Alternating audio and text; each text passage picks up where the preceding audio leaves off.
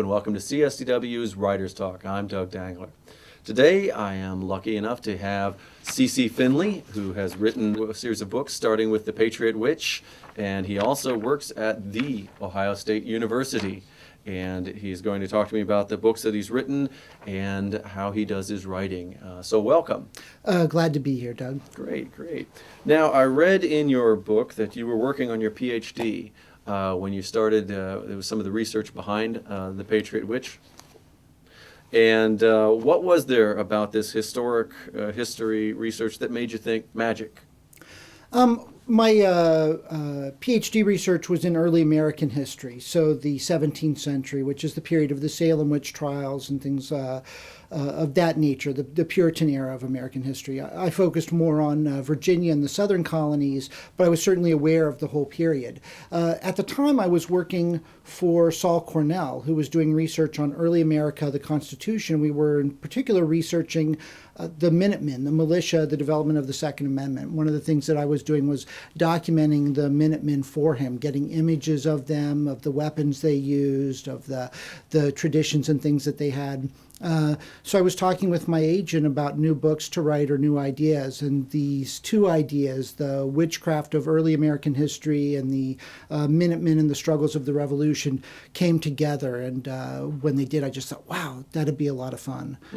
So that's how I started writing the books. Okay, so that tells you a lot about, tells us a lot about what the book is. It follows a Minuteman who gets involved in the Revolutionary War, the very beginnings of it, actually helps to spark one battle. And then we follow him through sort of his discovery of magic in this time period.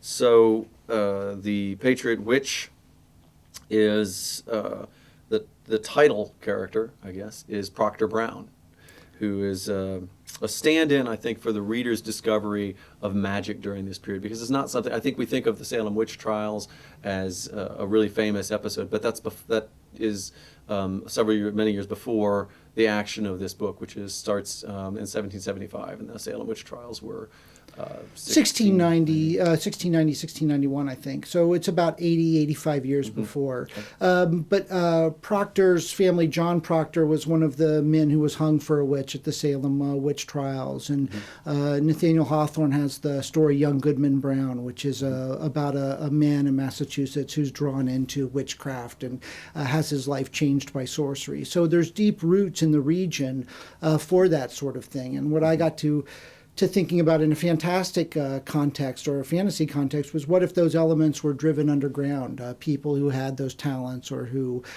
believed in those things had to hide them in order to protect themselves. And so, as you said, as Proctor Brown gets involved in the Revolution, he doesn't think it's going to happen. He thinks that the Englishmen and the Americans have similarities, that they're going to resolve their differences the way they always have.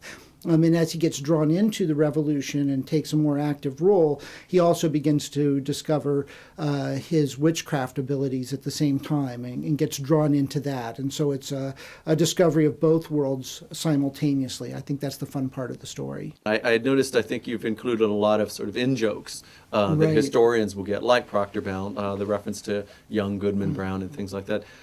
Deborah Walcott is a character in here, and there was a witch that I believe she identifies as her great aunt or something like that, who was burned during the Salem witch trial, who is another historical figure. And you've got a lot of things like that you're bringing up in your book. I'm curious, though, you've got Proctor Brown, the name Proctor, a name that I always take as somebody who's giving a test. I'm curious how his first name came about. What was the derivation of that? It's a last name, a family name, and if you look at the period, family names were like biblical names, often used as first names. And so I thought it was a way to, as you said, draw together the historical and the literary. I could use this historical person and use this literary character and bring them together in a piece of historical fiction. And that was the appeal to me of his name. Okay. I wondered if it was supposed to be he was giving a test later on. He is tested himself. To be tested, yes. in more way. So you've got, as you mentioned, you've inserted real historical characters like Paul Revere is brought in, and he's actually involved in some of the witchcraft. You've got Dr. Joseph Warren, whose death at the Battle of Bunker Hill we sort of witnessed. And has that sat well with your colleagues in history when you talk to them about the book? If you've talked to them about the book, are they accepting of that? How'd that go? I'm interested in seeing, there's a large genre of popular history right now called alternate history. Harry Turtledove is probably the most famous writer of it. He wrote The Guns of the South, but Naomi Novik has written a series of books as well. And I think there are a lot of writers who work in that genre where they take events and they go, what if they happened a different way? That's accepted by their readers, and I think historians find it interesting as a exercise. So what I've done is I haven't changed history. What I did was I wrote essentially a secret history in which magic is true, and I took all the things that are unexplained or mysterious about the revolution. Who fired the shot heard around the world? Where did the fog come from that allowed Washington to escape the Battle of Brooklyn Heights? What caused New England's darkest day, where the sky went black in 1780, and everybody thought the end of the world had come. In my book, I'm able to say the end of the world is coming, and make that part of the story by bringing witchcraft into it. So I haven't gotten a lot of response from historians yet, and I'm interested to see if they enjoy it or enjoy the story. I've tried to be true to the period, true to the characters. You mentioned Paul Revere and Joseph Warren in this book. Betsy Ross and George Washington are important characters in the second book.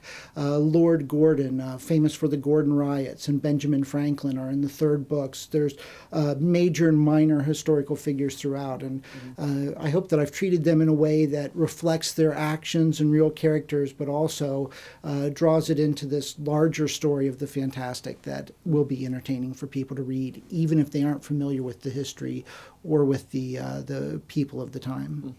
It's interesting because what I started to think about was, how willing you would be to explore the fictional side of these characters. Would once Paul Revere made an appearance, I started thinking, okay, so was he riding a broomstick? What are we going to do on the midnight ride that he sort of did, sort of didn't do?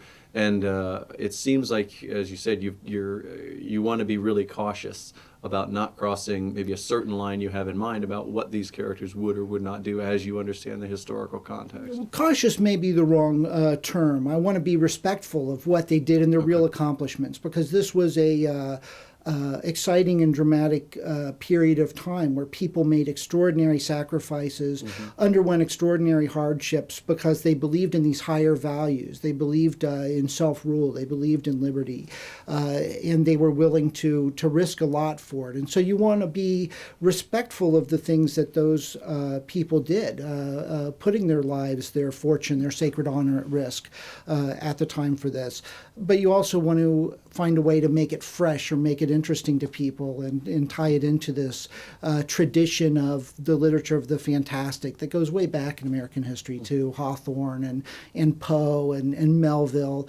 All of them wrote stories that include elements like this. And so to be able to take the history and take that literary tradition and bring them together is more what the goal was.